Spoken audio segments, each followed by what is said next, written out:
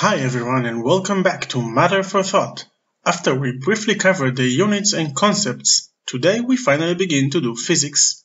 And for a start, distances. I assume this topic isn't new to anyone, not to the basic concepts anyway, so let us make it interesting. The polar circumference of the Earth is 40,000 kilometers. How do I know that? Because that is the mere definition of a meter. The people that invented this unit took 1/4 of the Earth's circumference, a line from North Pole to the equator, through Paris, divided it to 10,000, each part they divided to 1,000 and got a meter. Today's definition is different and a bit more precise, so the circumference of the Earth is a little over 40,000 kilometers, but that's not the issue at the moment. As we go on to dealing with light, we will talk about the redefinition.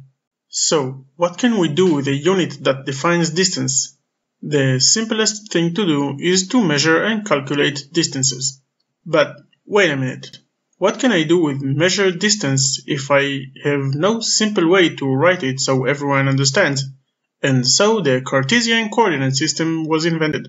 We will talk about the 3D system in the next episode, but today we will focus on only one dimension, the distance ahead and the distance behind. Every person can treat himself as the center of the world, that is, the distance from him to himself is 0 meters. From this point he can say, that thing is x meters in front of me or behind me and so on.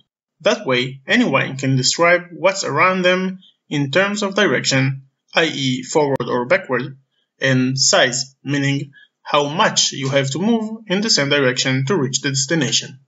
The mathematical principles used to deal with distances on one axis are only the 4 arithmetic operations. For example, if the distance from me to point A is x meters and the distance from point A to point B is y meters in the same direction, then the distance from me to point B is x plus y meters. But if to reach point B you need to go back from point A, so the distance is x minus y meters. It's pretty trivial, but we have to go through that as well. At the same principle, if the distance from me to point A is x meters and point B is far from me, say 3 times than point A, you get it. The same is true in the opposite case, that point B is 4 times closer to me than point A. In the next episode we will deal with location in 3 dimensions and how to calculate a diagonal distance, meaning in more than 1 dimension.